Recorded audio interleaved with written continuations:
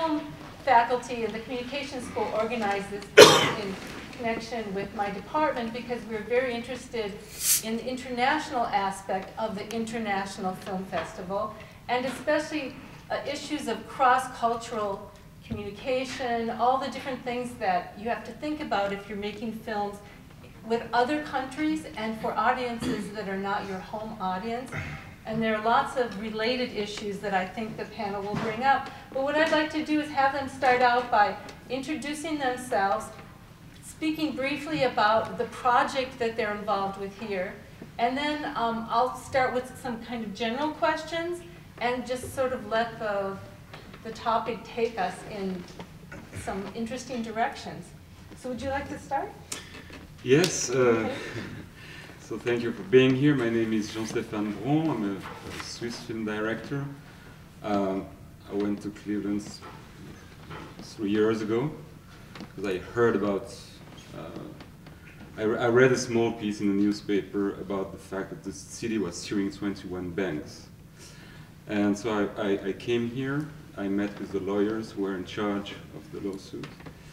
And it turns out 3 years later to be Cleveland versus Wall Street. Okay. And the film was premiered in Cannes last year. Then it went out. It came out in France, Switzerland, now in USA. It's going to be in Italy next month, I think. Okay. So that's it. Okay, because that was going to be one of my questions. How in the world did you get connected to Cleveland? So it was this piece you read that got it started. 3 lines. Okay. Thank God. Wow. I saw it. Very interesting. Okay. Kasumi, do you want to introduce yourself and talk about I'm your project? Kasumi. I'm actually an experimental filmmaker, but for Aardvark I was executive producer. And this is one of our other executive producers is Argentinian, so it's an Argentine-U.S. co-production. The film has been shown at Rotterdam, Locarno, that's where it was its world premiere. Reykjavik,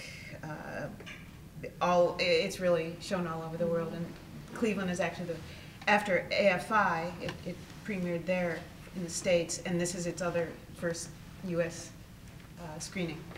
Oh, so it started internationally and then moved to Cleveland. Yeah, this is one of the, it's been on the road for a while. Okay, well, we'll talk about how the audiences have reacted to that one later. Okay. My name is David Darcy. I'm one of the critics for Screen International, which is a trade paper based in London. You could call it Variety for people who know how to read and write. And I'm also a critic for the BBC on film, theater, all sorts of things. I wasn't sure exactly what the topic is. It's funny because I wrote a film for the BBC on the Barnes Foundation. Some of you may have seen The Art of the Steal. Some of the footage of my film was in The Art of the Steal because the people had either made themselves unavailable or had died by the time The Art of the Steal was made. And by coincidence, I'm producing a documentary that's pretty much done, which will have very interesting cross-cultural implications because it's about a work of art that was stolen by the Nazis in 1939 and turned up at the Museum of Modern Art in 1997 and was the subject of a 13-year lawsuit in the United States. And both the Museum of Modern Art and the Austrian government opposed a Jewish family's effort to get this painting back, so there are all sorts of cross-cultural implications in that. And you may see it at one of the festivals this fall. What's it called? It's called The Portrait of Vali. Vali is the girlfriend of Egon Schiele, who's depicted in the painting, 1912 painting by Egon Schiele. Thank you. My name is Alric Brown. I am a filmmaker, teacher. I actually teach a course at NYU in the master's program and first year directing. I teach at Rutgers University as well. My stint in the Peace Corps in West Africa connected me to this story in Rwanda. And we made a film, Darren is my producer, a film called Kinyarwanda, which is actually the traditional language of Rwanda. And it's a film that explores, we're using the Rwandan genocide as a backdrop. We took a pulp fiction / Amores Perros / Crash approach to telling a more human story of what happened, stories that you wouldn't hear, you hadn't heard before, moved away from the politics and focused on the people. And we premiered at Sundance, and Cleveland is our second festival. Okay, and notice that Peace Corps and studying foreign languages can get you involved in different projects, so just wanted to throw that in. Okay, go ahead, Darren. I'm Darren Dean. I'm the producer of Kinyarwanda. This is actually my second trip to Cleveland. I was here 2 years ago with Prince of Broadway, which I also produced. It's my second feature.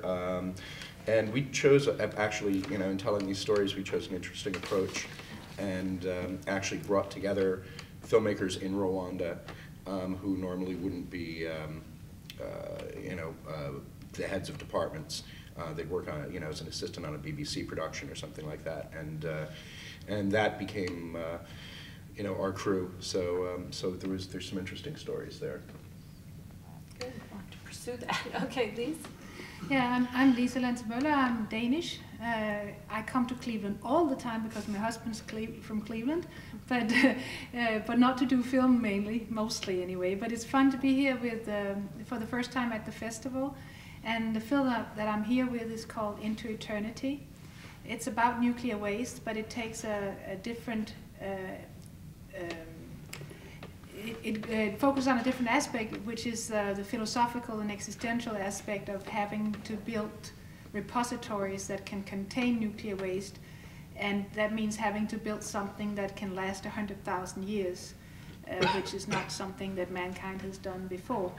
So that was our initial motivation to do the film, because we heard about this and thought, wow, how can you even think about building something that must last 100,000 years? So that's the approach that we have to the subject. I've been making films for over 30 years, living in a very small country with only 5 million inhabitants, I've had to be international from the very beginning.